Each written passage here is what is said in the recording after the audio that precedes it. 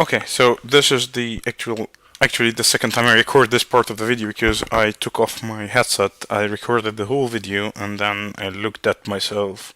I was like, oh, I don't have my headset. What happened?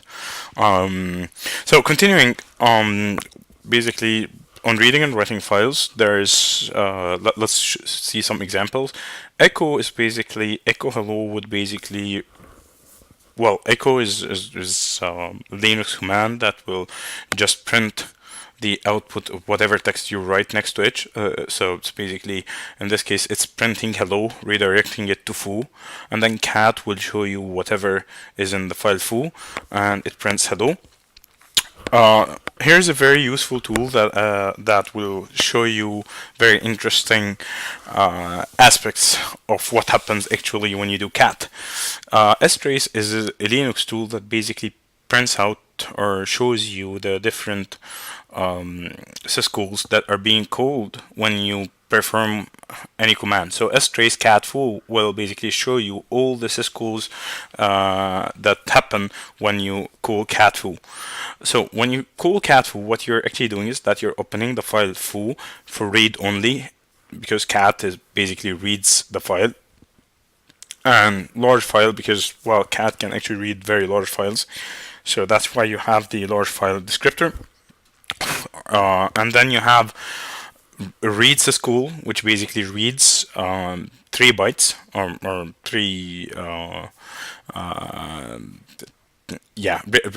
open basically returns 3 as the file descriptor. Okay, and you read from that file descriptor, which is 3 hello.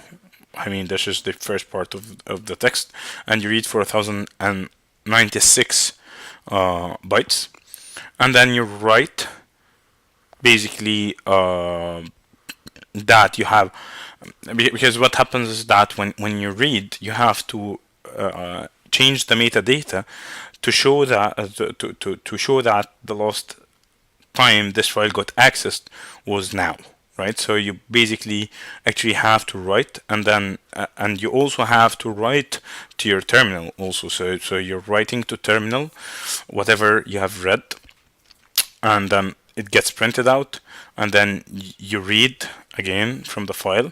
You find nothing, you get null basically, so you close the file.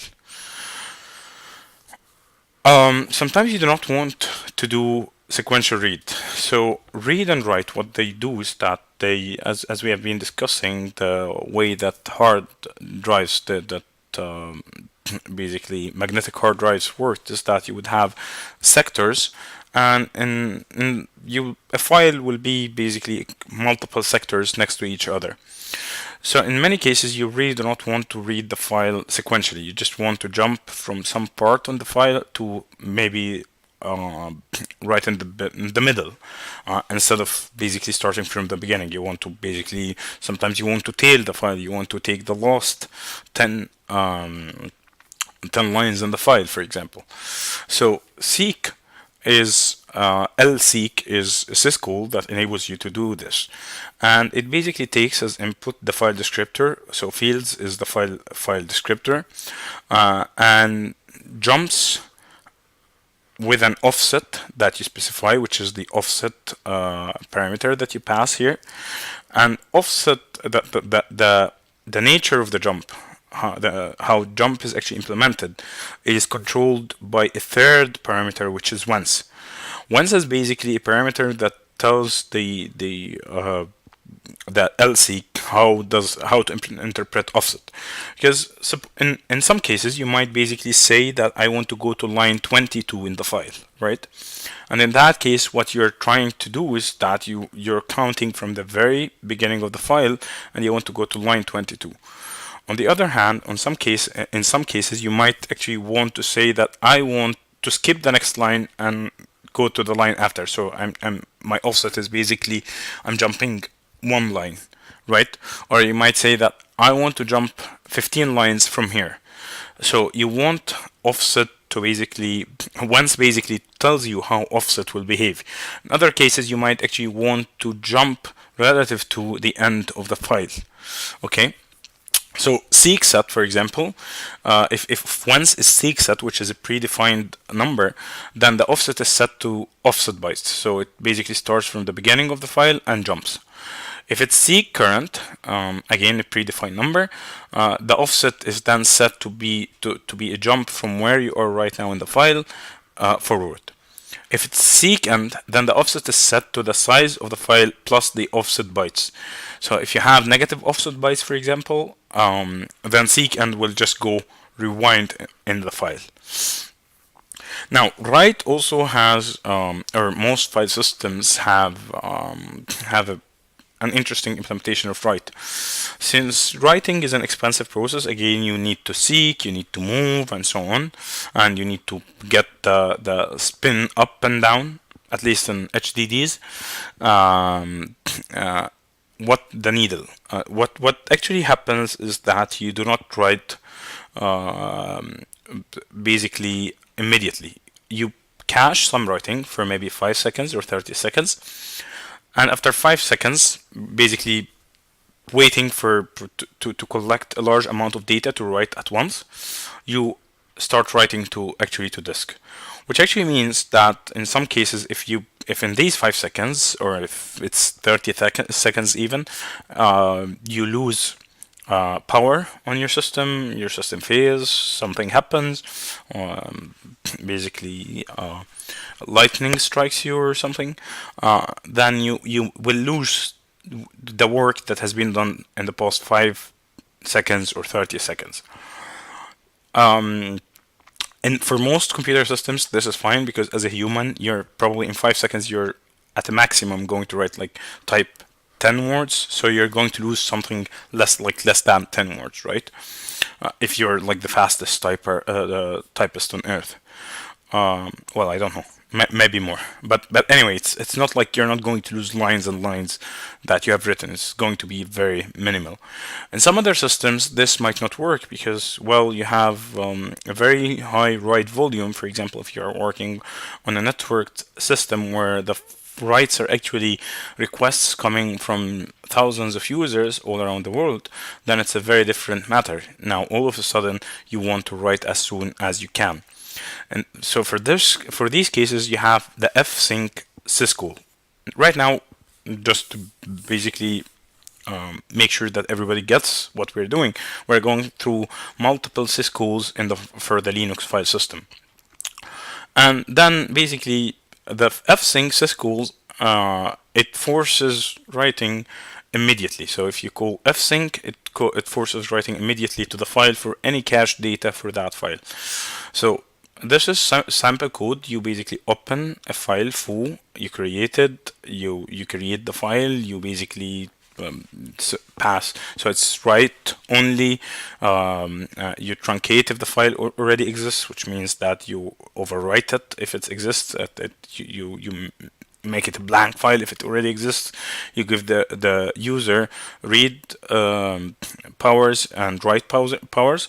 You assert that you actually have a file descriptor. The file has been created. You then start writing some data which is in buffer with that size to the file. And then if you want to basically make sure that the write actually happens, use fsync right after you do the write.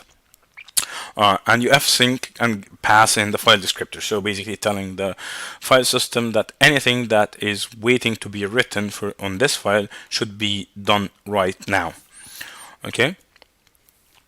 Another interesting file operation or syscall for files is the rename syscall, which take basically the old name and the new name as parameters. And it is an atomic call. This is one of the few atomic syscalls. Okay. Rename has to be atomic because when you're renaming files, what you're actually doing is that you're removing name and adding name. And if the system crashes while you're actually renaming, and you didn't have this as an atomic operation, you might end up with garbled file or worse files on your system that do not even have a real name. So you cannot access them. So you want this to be an atomic operation. Either the renaming happens or it does not happen. Either you can call the file with the old name or with the new name, but never something in between.